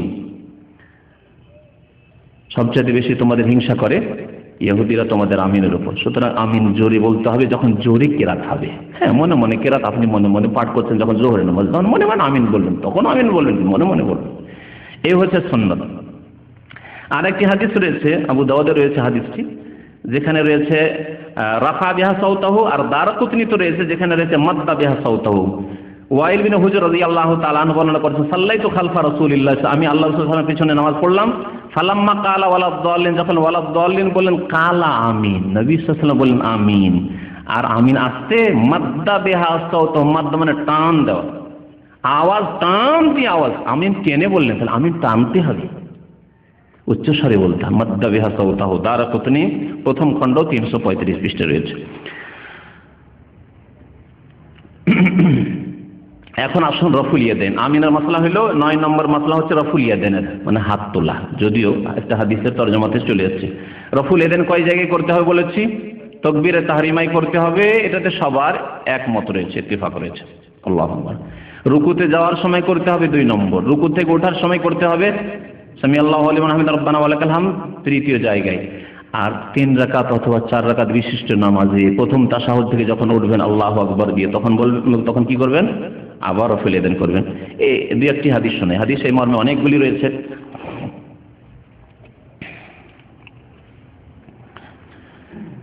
ইবনে ওমর রাদিয়াল্লাহু তাআলা আনহুমা আর আমল বলছেন, কানা ইযা দাখালা ফিস সালাতে, যখন নামাজে প্রবেশ করতেন, কাব্বারা, তাকবীর বলতেন, ওয়া রাফা ইয়াদাইহি, 2 হাত উঠাইতেন। ওয়া ইযা রাকা, যখন রুকুতে যেতেন, রাফা ইয়াদাইহি, তখন রাফা ইয়াদাইন করতেন 2টি। ওয়া ইযা কালা সামি আল্লাহু লিমান হামিদা, যখন সামি আল্লাহু লিমান হামিদা রব্বানা ওয়া লাকাল হামদ বলতেন, রাফা ইয়াদাইহি, তখনও কি করতেন? রফুল ইয়াদাইন করতেন। ওয়া ইযা কামা মিনার রাকাতাইনি রাফা ইয়াদাইহি, আর 2 রাকাত পড়ে, 3 রাকাত নামাজে যেমন মাগরিবের নামাজ, হ্যাঁ ওইরকমই 4 রাকাত বিশিষ্ট নামাজ, যখন প্রথম তাশাহুদ পড়ে উঠতেন, 2 রাকাত নামাজ পড়ে, রাফা ইয়াদাইহি, তখনও 2 হাত উত্তোলন করতেন, রফুল ইয়াদাইন করতেন। ওয়া রাফা যালিকা ইবনে ওমর ইলা নবিয়্যিল্লাহি সাল্লাল্লাহু আলাইহি ওয়াসাল্লাম, বললেন যে এটি নবী করিম সাল্লাল্লাহু আলাইহি ওয়াসাল্লামের আমল ছিল। নবী সাল্লাল্লাহু আলাইহি ওয়াসাল্লামের নামাজ এইরকম ছিল, 4 জায়গায় রাফা ইয়াদাইন করে। সহিহ বুখারীতে হাদিস রয়েছে। সহিহ বুখারীতে আরেকটি হাদিস রয়েছে, তিনি বর্ণনা করেছেন আব্দুল্লাহ বিন ওমর রাদিয়াল্লাহু তাআলা আনহুমা, ইযা কামা ইলা সালাতে, বলছে রাআইতু রাসূলুল্লাহ সাল্লাল্লাহু আলাইহি ওয়াসাল্লাম, আমি আল্লাহ রাসূল সাল্লাল্লাহু আলাইহি ওয়াসাল্লামকে দেখেছি, ইযা কামা ইলা সালাতে, যখন নামাজে দাঁড়াতেন, ইযা কামা ফিস সালাতে রাফা ইয়াদাইহি হাত্তা ইয়াকুনা হাযওয়া মানকাবাইহি, 2 হাত উঠাইতেন, রফুল ইয়াদাইন করতেন কাঁধ পর্যন্ত, এই যে মানকাবি পর্যন্ত। ওয়া কানা ইয়াফআলু যালিকা হিনা ইউকাব্বিরু লিরুকু, রুকুর জন্য যখন তাকবীর বলতেন তখনও করতেন। ওয়া ইয়াফআলু যালিকা ইযা রাফা রাসা মিনার রুকু, রুকু থেকে যখন মাথা উঠাইতেন তখনও করতেন। ওয়া ইয়াকুলু সামিআল্লাহু লিমান হামিদা ওয়া লা ইয়াফআলু যালিকা ফি সুজুদে, সিজদায় গিয়ে বা দুই সিজদার মাঝখানে রফুল ইয়াদাইন করতেন না। মুত্তাফাকুন আলাইহি, বুখারী মুসলিম শরীফের হাদিস। তো এই ছিল রফুল ইয়াদাইন সম্পর্কে। আর একটি মাসলা রয়েছে, যে মাসলার দলিল জানার প্রয়োজন রয়েছে, তা হচ্ছে রুকু থেকে সিজদা যাওয়ার সময়, রুকু থেকে উঠলেন, ওঠার পরে সিজদায় যাওয়ার সময় আগে হাত রাখবেন না হাঁটু রাখবেন, মাসলা বলেছি। কিন্তু এই ক্ষেত্রে উত্তম হচ্ছে এবং সহিহ সুন্নাত মোতাবেক আমল হচ্ছে আগে হাত রাখা। যদি ইমাম ইবনে তাইমিয়া রাহমাতুল্লাহ আলাইহি বলেছেন যে দুটোই জায়েজ রয়েছে, উত্তম মনোত্তমের প্রশ্ন। তবে সহিহ হাদিসটি শোনায় যে নবী সাল্লাল্লাহু আলাইহি ওয়াসাল্লাম কি বলেছেন। আবু হুরায়রা রাদিয়াল্লাহু তাআলা আনহু বর্ণনা করেছেন, ক্বালা রাসূলুল্লাহ সাল্লাল্লাহু আলাইহি ওয়াসাল্লাম, আল্লাহ রাসূল সাল্লাল্লাহু আলাইহি ওয়াসাল্লাম বলেছেন, ইযা সাজাদা আহাদুকুম, তোমাদের কেউ যখন সিজদা করবে, ফালা ইয়াবরুক কামা ইয়াবরুকুল বাইর, যেন না বসে কার মতো, উট। ফালা ইয়াবরুক, বসবে না, কামা ইয়াবরুকুল বাইর, যেমন উট বসে। উটের বসা বসবে না। উট কেমন করে বসে? এখন হচ্ছে প্রশ্ন, উটের হাঁটু কোথায়? আমাদের হাঁটু তো বুঝতে পারছেন, আমাদের হাঁটু পায়ে আছে, হাতে তো আর হাঁটু নেই। মানুষের যেহেতু হাত আছে আর পা আছে, কিন্তু উটের যেহেতু চার পায়ের কোন পায়ে হাঁটু আছে? পিছের পায়ে না সামনের পায়ে? হাঁটু কিন্তু সামনের পায়ে। হাঁটু পেড়ে বসে না? প্রথম যখন উট বসে হাঁটুটা পেড়ে দেয়, পায়ের হাঁটুটা পেড়ে দেয় সামনের পায়ে, তারপরে বসে। এরকম করে বসে না, মানে পেছন দিকে আগে চলে না, সামনের দিকে আগে হাঁটু পেড়ে দিয়ে তারপরে বসে। নবী সাল্লাল্লাহু আলাইহি ওয়াসাল্লাম কি বললেন? ফালা ইয়াবরুক কামা ইয়াবরুকুল বাইর, বসবে না যেইভাবে উট বসে, তার মানে হাঁটু রাখবে না। এই হাদিসের ব্যাখ্যা হচ্ছে হাঁটু রাখবে না। তার ব্যাখ্যাও করে দেওয়া হচ্ছে তারপরে ওয়াল ইয়াদা ইয়াদাইহি কাবলা রুকবাতাইহি, এবং দুই হাত যেন রাখে কাবলা রুকবাতাইহি, হাঁটুর আগে, হাঁটুর পূর্বে, দুই হাঁটুর পূর্বে কি রাখবে? দুই হাত। ওয়াল ইয়াদা, অবশ্যই যেন রাখে, ইয়াদাইহি, দুই হাত, কাবলা রুকবাতাইহি, দুই হাঁটুর পূর্বে। আল্লামা আলবানী রাহমাতুল্লাহ আলাইহি বলছেন হাদিসটি সহিহ। এই হাদিস স্পষ্ট করেন আগে হাত রাখা হচ্ছে সুন্নাত। আরেকটি হাদিস আছে এর বিপরীত, যেটি যে ভাইয়েরা আগে হাঁটু রাখে তারা পেশ করে। হাদিসটি শুনিয়ে দিই। ওয়াইল বিন হুজর রাদিয়াল্লাহু তাআলা বলেছেন, আগের হাদিসে আবু হুরায়রা রাদিয়াল্লাহু তাআলা বর্ণনা করেছেন কি ওয়াইল বিন হুজর কাল রাআইতুন নবী সাল্লাল্লাহু আলাইহি ওয়াসাল্লাম, নবী সাল্লাল্লাহু আলাইহি ওয়াসাল্লাম আমি দেখেছি, ইযা সাজাদা, যখন সিজদায় গেলেন, ওয়াদা রুকবাতাইহি কাবলা ইয়াদাইহি, হাঁটু রাখলেন হাতের পূর্বে, হাঁটু রাখলেন হাতের পূর্বে, হাঁটু রাখলেন। তাহলে কি বোঝা গেল? আগের হাদিসটি ছিল নবী সাল্লাল্লাহু আলাইহি ওয়াসাল্লামের আদেশ, বচন, হুকুম, আর এটি হচ্ছে নবী সাল্লাল্লাহু আলাইহি ওয়াসাল্লামের আমল কর্ম। এক, মনে রাখবেন এই পয়েন্টটি। ওয়াইজান নাহাদা, যখন উঠতেন, রাফা ইয়াদাইহি কাবলা রুকবাতাইহি, তখন হাত উঠিয়ে নিতে কাবলা রুকবাতাইহি। আল্লামা আলবানী বলছেন যায়িফুন, হাদিসটি যায়িফ। ইবনে মাজাহ 882 নম্বর যায়িফ ইবনে মাজাহ, এগুলি বাংলায় অনুবাদ হচ্ছে, ঢাকায় পাওয়া যাচ্ছে। তো তাতে তিনি বলেছেন হাদিসটি যায়িফ। তো এই ছিল হাদিস, যে হাদিসটি পেশ করে তারা বলে যে আগে হাঁটু রাখতে হবে। তো এখন শোনেন দুটি বিষয়। একটি বিষয় হচ্ছে যে নবী সাল্লাল্লাহু আলাইহি ওয়াসাল্লামের রাখার যে আমলটির কথা উল্লেখ করলেন ওয়াইল বিন হুজর, সেই হাদিসটি যায়িফ, দুর্বল। আর হাত রাখার হাদিসটি আগে যেটিতে রয়েছে সেটা হচ্ছে সহিহ। তাহলে সহিহ আর যায়িফে যদি বিরোধ হয় তাহলে কোনটাকে নিতে হবে? সহিহ নিতে হবে। এক। দুই নম্বর, আরেকটি মুহাদ্দিসিনদের নীতিমালা কায়দা রয়েছে যে নবী সাল্লাল্লাহু আলাইহি ওয়াসাল্লামের কর্ম আর বচনে যদি বিরোধ হয় তাহলে কোনটিকে নিতে হবে? হুকুম, আদেশ, বচনটিকে নিতে হবে। যেমন আল্লাহ পাকের হুকুম, রাসূলুল্লাহ সাল্লাল্লাহু আলাইহি ওয়াসাল্লামের হুকুম যে আমরা কয়টা বিয়ে করতে পারি? 4টা। নবী সাল্লাল্লাহু আলাইহি ওয়াসাল্লাম কয়টা করেছেন? এক জামানে একসাথে 9টা। এমনি তো ইন্তেকাল করে বা তালাক দিয়ে তা আপনিও 100-200টা করেন না কেন? কিন্তু একসাথে কটা রাখতে পারেন আপনি? মুসলিম 4টার বেশি রাখতে পারেন না। যদি 4-এর বেশি কেউ করে সে মুরতাদ, কাফের হয়ে যাবে, মুসলমান থাকবে না। কারণ কোরআন সে অস্বীকার করলো। আল্লাহ পাক কোরআনে বলেছেন রোবা, 4-এর বেশি নয়। নবী সাল্লাল্লাহু আলাইহি ওয়াসাল্লাম 9টি করেছেন। তার নবী সাল্লাল্লাহু আলাইহি ওয়াসাল্লাম আমল হচ্ছে 9টি, আর বচন হচ্ছে কোরআন হাদিসের 4টি। কোনটার উপর আমল করবেন? 4টি। ওই রকমই এখানে নবী সাল্লাল্লাহু আলাইহি ওয়াসাল্লাম আমল হচ্ছে, যদি শহীদ ধরেও নেওয়া হয় কিছুক্ষণের জন্য, তাহলে নবী সাল্লাল্লাহু আলাইহি ওয়াসাল্লাম আমল হচ্ছে আগে হাঁটু রাখা, আর হুকুম করেছেন হাত রাখার। তাহলে হাত রাখাকে প্রাধান্য দিতে হবে। হতে পারে নবী সাল্লাল্লাহু আলাইহি ওয়াসাল্লাম বয়স বেশি হয়ে যাওয়ার পরে, অথবা কখনো অসুবিধায় পা রেখেছেন আগে, তারপর হাত রেখেছেন। আমি আমল করতে গিয়ে অনেক সময় পা রাখি, কিন্তু সেটা কি আমার আমলটা ধরবেন না আমার বচন ধরবেন? কারণ হতে পারে আমার কোনো ওজোর থাকতে পারে, অসুস্থ থাকতে পারে, পা রাখতে গিয়ে অনেক সময় অসুবিধা, পায়ে ব্যথা আছে হয়তো, সেটা আপনার জন্য দলিল না। বয়স্ক মানুষদের জন্য সুবিধা, হ্যাঁ সুবিধা, আগে হাঁটু রাখা, হাত রাখার সুবিধা। উঠার ক্ষেত্রে হ্যাঁ হাঁটু আগে উঠে হাতে ভর দিলে অসুবিধা, কিন্তু যদি হাঁটু দিয়ে উঠতে আগে হাত উঠিয়ে নেয় তো কষ্টকর বয়স্ক লোকদের জন্য। তো নবী সাল্লাল্লাহু আলাইহি ওয়াসাল্লামের আমলে বিভিন্ন রকমের সম্ভাবনা থাকতে পারে। এক কথায় নবী সাল্লাল্লাহু আলাইহি ওয়াসাল্লামের হুকুম যেটা সহিহ হাদিস, সেটা হচ্ছে যে আগে হাত রাখা, এই জন্য সেটি উত্তম। আর দুই একটি বিষয় বলি শুধু। একটি বিষয় হচ্ছে বসার ক্ষেত্রে, আত্তাহিয়াতে বসার ক্ষেত্রে হানাফি ভাইয়েরা প্রথম তাশাহুদে হোক আর দ্বিতীয় তাশাহুদে হোক, হ্যাঁ একই রকম বসে, অর্থাৎ বাম পা বিছিয়ে দিয়ে তার উপর পাছাটা রেখে বসে, যেটাকে ইফতিরাশ বলা হয়েছে হাদিসে ভাষায়। ইফতিরাশ মানে বিছানা বিছিয়ে দিয়ে, বাম পাকে বিছিয়ে দিয়ে আর ডান পাকে খাড়া করে দিয়ে বসে যাওয়া, এটাকে ইফতিরাশ বলা হয়েছে। প্রথম তাশাহুদে এরকম করে, দ্বিতীয় তাশাহুদে এরকম করে। কিন্তু সহিহ হাদিসের আলোকে নবী সাল্লাল্লাহু আলাইহি ওয়াসাল্লাম যেটা আমল ছিল যে না, প্রথম তাশাহুদে এরকম বসবেন, বাম পায়ে হ্যাঁ ভর দিয়ে আর ডান পা খাড়া করে বসবেন। কিন্তু দ্বিতীয় তাশাহুদে, মাগরিবের নামাজ দ্বিতীয় তাশাহুদে রয়েছে, এশার নামাজ দ্বিতীয় তাশাহুদে রয়েছে, এইরকমই কোন নামাজ 4 রাকাত পড়ছেন আপনি, হয়তো সুন্নত নামাজ একসাথে 4 রাকাত, এক সালামে 4 রাকাত পড়ছেন, তাহলে এই সব নামাজে শেষ তাশাহুদে কি করে বসতে হবে? একে বলা হয় তাওয়াররুক বলা হয়। তাওয়াররুক মানে পাছাকে জমিনে রেখে আর বাম পাকে ডান দিকে বের করে দিয়ে। হাদিসটা শুনিয়ে দিই, তারপরে কোন এক ভাই বসে আপনাদেরকে দেখাবেন, কারণ এখানে চেয়ারে বসে তো আর ওটা দেখানো যাবে না। হ্যাঁ,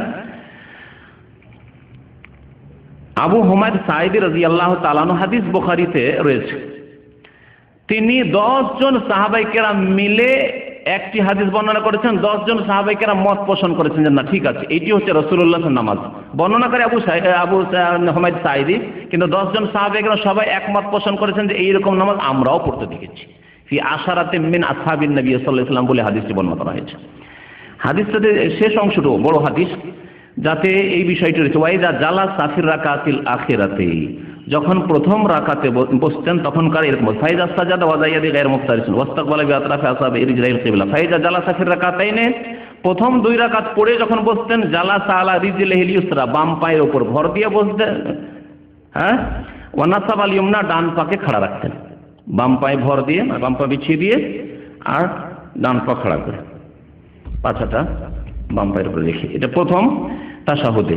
ওয়াইজা জালাসা ফির রাকাতিল আখিরাতে, শেষ রাকাতে যখন বসতেন, মাগরিবের তৃতীয় রাকাত পড়ে অথবা এশার 4র্থ রাকাত পড়ে শেষ তাশাহুদে, কাদ্দামা রিজলাহুল ইউসরা, বাম পাকে বাড়িয়ে দিতেন, বাম পাকে ডান দিকে বাড়িয়ে দিতেন, ওয়া নাসাবাল উখরা, আর ডানটাকে দাঁড় করে রাখতেন, ওয়া কাদা আলা মাকআদাতিহি, আর পাছাকে জমিনে রেখে বসতেন। একে বলা হয় তাওয়াররুক, কারণ ওয়ারিক বলা হয় পাছাকে, আর তাওয়াররুক মানে পাছাকে জমিনে রেখে বসা। এটি হচ্ছে দ্বিতীয় তাশাহুদে সুন্নত নবী করিম সাল্লাল্লাহু আলাইহি ওয়াসাল্লামের যেভাবে নামাজ পড়তেন, সহিহ বুখারী শরীফের হাদিস। আর একটি বিষয়, 12 নম্বর বিষয়, যে বিষয়টির ওপর আমল নেই হানাফি ভাইদের, সেটা আমল করার জন্য আপনাদেরকে বলছি, কারণ নবী সাল্লাল্লাহু আলাইহি ওয়াসাল্লাম হাদিসে রয়েছে।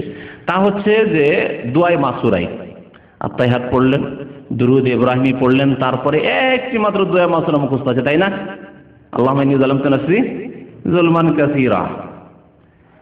আর নবী সাল্লাল্লাহু আলাইহি ওয়াসাল্লাম যে আদেশ করেছেন, সারা জীবন প্রত্যেক নামাজে পড়েছেন, সেই দোয়াটি আপনারা অধিকাংশ মানুষ পড়েন না, হানাফি ভাইরা পড়েন না। আমল কি পরিবর্তন করতে হবে না? সংশোধন কি করতে হবে না? অবশ্যই। জানা ছিল না, ভালো কথা, জানা ছিল না, জেনেছেন, অবশ্যই সংশোধন করতে হবে। শোনেন হাদিস এই ক্ষেত্রে। আবু হুরায়রা রাদিয়াল্লাহু তাআলা আনহু বর্ণনা করছেন, কাল কানা রাসূলুল্লাহ সাল্লাল্লাহু আলাইহি ওয়াসাল্লাম ইয়াদউ, রাসূলুল্লাহ সাল্লাল্লাহু আলাইহি ওয়াসাল্লাম দোয়া করতেন, আল্লাহুম্মা ইন্নী আউযু বিকা মিন আযাবিল কবরি ওয়া মিন আযাবিন নারি ওয়া মিন ফিতনাতিল মাহইয়া ওয়াল মামাত ওয়া মিন ফিতনাতিল মাসিহিদ দাজ্জাল। বুখারী মুসলিমের মুত্তাফাক আলাইহি হাদিস। এটা দোয়া করতেন, নামাজের মধ্যে দোয়া ছিল, আগের হাদিস আসছে। আন আবি হুরায়রা, আবু হুরায়রা রাদিয়াল্লাহু তাআলা আনহু বর্ণনা করছেন, ইয়াকুল কালা রাসূলুল্লাহ সাল্লাল্লাহু আলাইহি ওয়াসাল্লাম, আল্লাহ রাসূল সাল্লাল্লাহু আলাইহি ওয়াসাল্লাম বলেছেন, ইযা ফারাকা আহাদুকুম মিনাত তাশাহুদিল আখিরি, তোমাদের যে কেউ যখন শেষ তাশাহুদ শেষ করবে, আত্তাহিয়াত শেষ হইলো, দুরুদ ইব্রাহিমি শেষ হইলো, ফালিয়াতাআউযাজ বিল্লাহি মিন আরবা, 4টি বিষয় থেকে আল্লাহর কাছে আশ্রয় চেয়ে নাও, পানাহ চেয়ে নাও, আল্লাহর কাছে পানাহ চাও, আশ্রয় চাও।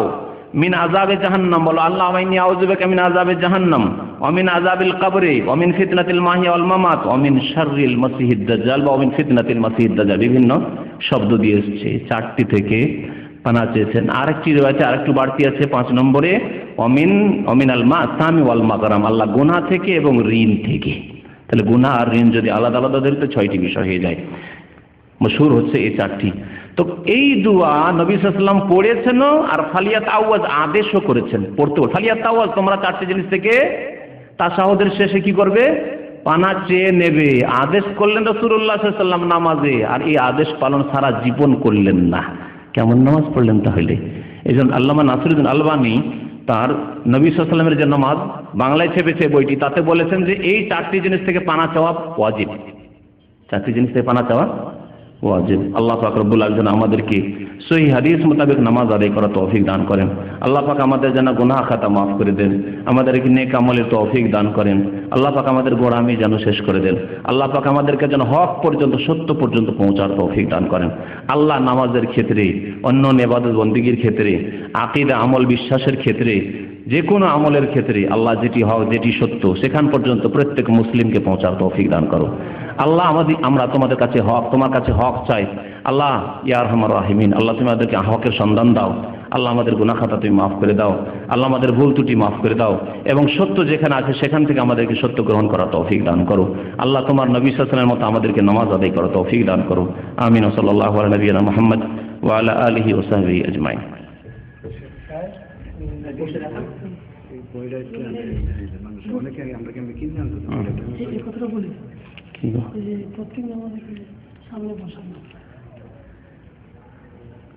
প্রত্যেক নামাজের পরে ইমামকে মুক্তাদির দিকে ঘুরে বসে। হ্যাঁ, এ একটি বিষয়।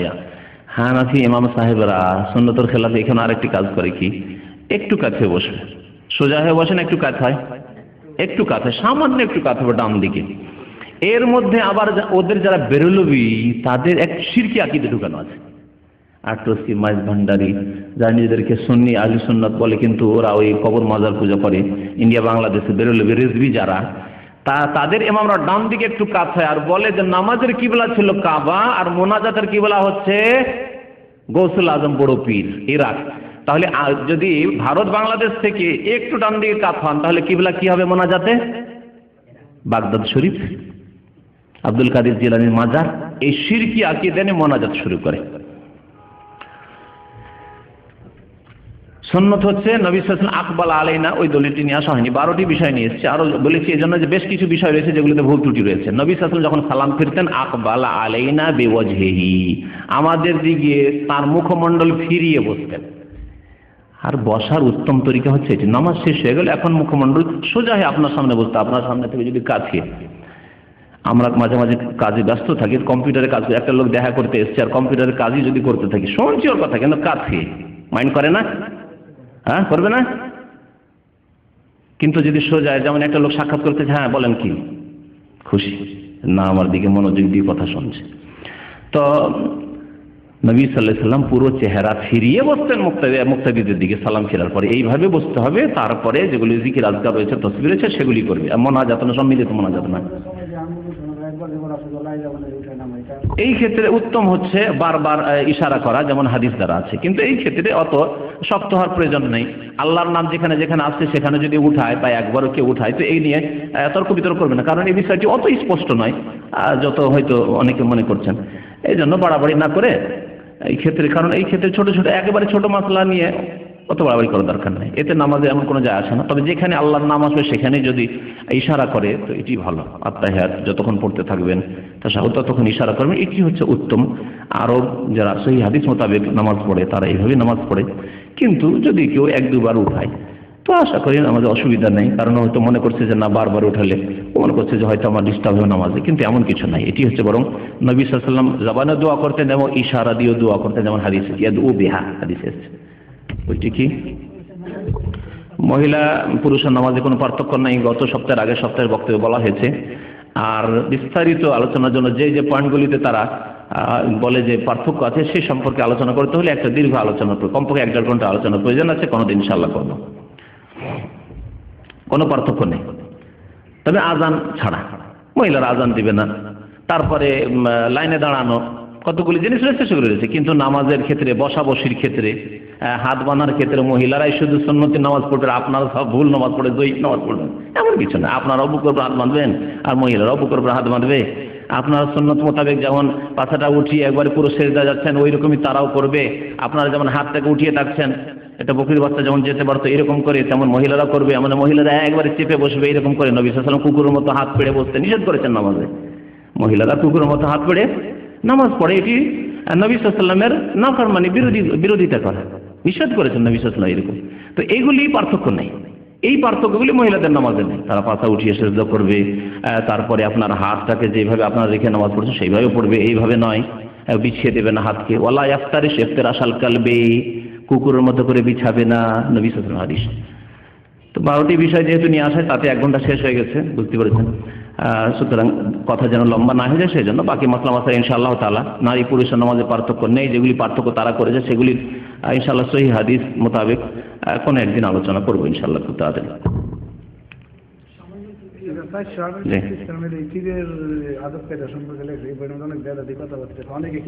আহকামে জিন্দেগি সব বিদাতি কিতাব, আহকামে জিন্দেগি এইসব বিদাতি কিতাব। ইমাম খতিব বাইতুল আতিক জামে মসজিদ, পশ্চিম নাখালপাড়া, তেজগাঁও, ঢাকা। যাই হোক, এগুলি সব বিদাতি কিতাব। আশা করি এসব কিতাব পড়বেন না। সহিহ হাদিস, ইয়া রাসূলুল্লাহ আসআলুকা শাফাআত, নবীর দরবারে বলছে হে রাসূল আপনার কাছে শাফাত চাই। নবীর কাছে চাইবেন, আল্লাহর কাছে চাইবেন। সুবহানাল্লাহ। আমরা গিয়ে আর যাওয়ারও প্রয়োজন, এখান থেকে বলে আল্লাহ তোমার নবীর শাফাত দান করো। শাফাতের মালিক, আদেশ নিষেধের মালিক, কাল কিয়ামতে হাসরের দিবসে মালিক আল্লাহ পাক। আল্লাহ পাক আল্লাহ তোমার নবীর শাফাত দান করো, তোমার নবীর হাউজে কাউসার থেকে পানি দান করো, আল্লাহর কাছে চাইবো, কারণ মালিক আল্লাহ।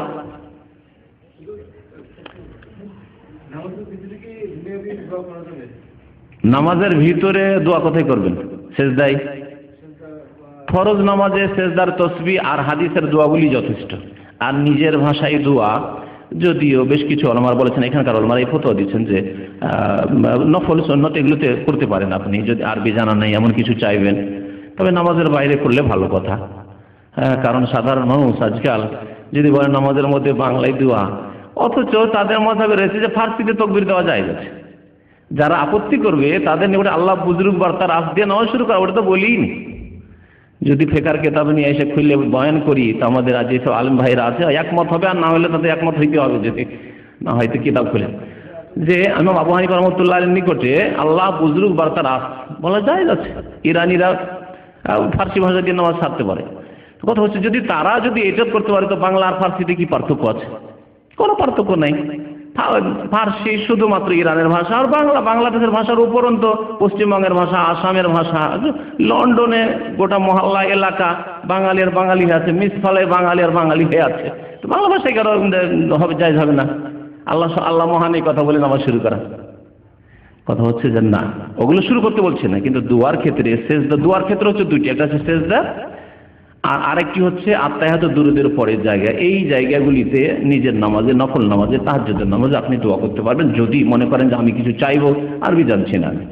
এটা যেমন আমি আরবি জানি, আমি আমার নামাজের মধ্যে আমি আরবি দিয়ে দোয়া চাইবো, কোরআন হাদিসের দোয়া দিয়ে চেষ্টা করবো। যদি তা দিয়ে না হয়, আমি নিজে বানিয়ে আরবি দিয়ে আল্লাহর কাছে চাইবো, চাইতে পারবো। তো এটি হচ্ছে আরবি দিয়ে দোয়া করা অবশ্যই উত্তম, কিন্তু যে ভাইয়ের জানা নেই সে নিজ নিজ ভাষা দিয়ে দোয়া করবে, যাতে বুঝে সুঝে সে আল্লাহ পাকের কাছে চাইতে পারে।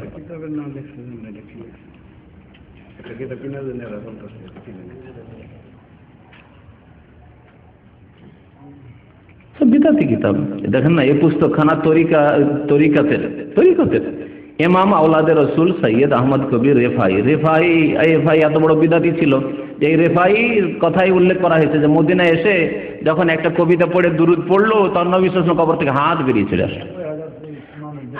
চলে আসলো লম্বা, আর সব চুমো দিতে লাগলো। দিতে দিতে আব্দুল কাদের জিলানী ছিল, 90,000 লোকের চুমো দিল। তখনকার 90,000-এর জন্য যদি নবীর হাত বেরিয়ে আসে, আজকে 30 লক্ষ লোক আছে। 90,000 কোথায়, 30 লক্ষ কমপক্ষে 50 লক্ষ হাজী সাহেবরা আসছে হজের মৌসুমে। 1400 বছর আর কোনোদিনই কোনো হাত বেরোলো না। হ্যাঁ, এসব গুমরাহি কথাবার্তা। আর যদি হাতই বেরোতো, তো সবচেয়ে প্রিয়তমা ব্যক্তি মা আয়েশা রাদিয়াল্লাহু তাআলা মাঝে মাঝে তো হাত বেরোতো। 18 বছরের যুবতী মানুষ বিধবা হচ্ছে, আর কোনোদিন হাত বেরোলো না মা আয়েশার জন্য রাদিয়াল্লাহু তাআলা। আর এই বিদাতির জন্য হাত বিরাট। এই হলো বিদাতিদের কিতাবের অবস্থা। জি, নামাজের পরে সুন্নতি জিকির করা যায় না, বরং সুন্নত আছে আল্লাহ আল্লাহর জিকির, ওইসব জিকির নেই। তবে এইসব জিকির আছে, আস্তাগফিরুল্লাহ আস্তাগফিরুল্লাহ আস্তাগফিরুল্লাহ, আল্লাহুম্মা আনতাস সালাম ওয়া মিনকাস সালাম তাবারাকতা ইয়া যাল জালালি ওয়াল ইকরাম। ইনশাআল্লাহ এই জিকিরগুলো ইনশাআল্লাহ দোয়া, যে নামাজের পরে যে দোয়াগুলি আছে, গত সপ্তাহে মনে হয় ইশারা করেছিল, গত সপ্তাহের আগের সপ্তাহে, তো ইনশাআল্লাহ ওগুলো কোনো একটি আলোচনা বয়ান করা যাবে। নামাজটা যদি শুদ্ধ না হয় তো অন্য কিছু শুদ্ধ করার লাভ কি? যদি আমরা চেষ্টা করছি যে অনেক বিষয় নিয়ে আলোচনা করি, কিন্তু নামাজ সম্পর্কে আমাদের অনেক আলোচনার আসলে প্রয়োজন, অনেক ভুল ত্রুটি নামাজের মধ্যে ঢুকে আছে। তো আশা করি এই 10-12টা বিষয় যে আলোচনা করলাম, এগুলি যদি সংশোধন হয় তো বাকিগুলি সংশোধনের চাহিদা বাড়বে, তখন ইনশাআল্লাহ কিতাবের মাধ্যমে হোক, অন্য অন্য আলোচনার মাধ্যমে হোক, দর্শের মাধ্যমে হোক, ইনশাআল্লাহ শুদ্ধ হয়ে যাবে ইনশাআল্লাহ। সাল্লাল্লাহু আলাইহি ওয়া মুহাম্মদ ওয়া আলা আলিহি ওয়া সাহবিহি আজমাইন। হ্যাঁ, তাওয়াররুক যেটা বলছে, কোনো এক ভাই দেখান তো দেখি, ওই যে হ্যাঁ আজিজুল্লাহ, তাওয়াররুক করে মানে ওই শেষ তাশাহুদে যে বসা, এই যে বাম পাটাকে এদিকে বের করে দিলেন আর ডান পা দাঁড়িয়ে আছে আর পাছাটা জমিনে রেখে বসা। জি, এইভাবে বসবে, এটা হচ্ছে শেষ তাশাহুদের বসার সুন্নত। এগুলো হচ্ছে নামাজের সুন্নত। হ্যাঁ,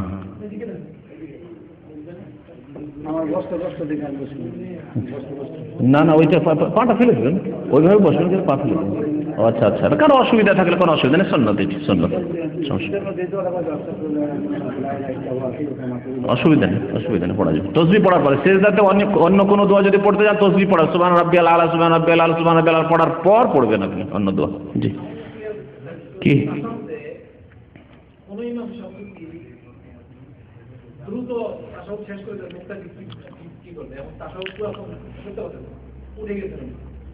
এরকম যদি নিয়মিত হয় তো সেই মসজিদে নামাজ পড়েন, কেমন কথা? হয় তাকে হেদায়েত করেন।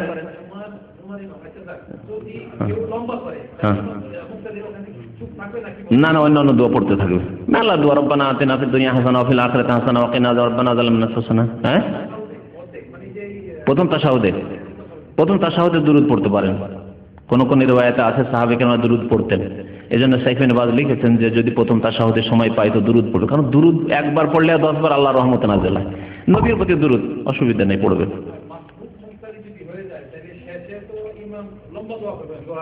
হ্যাঁ হ্যাঁ,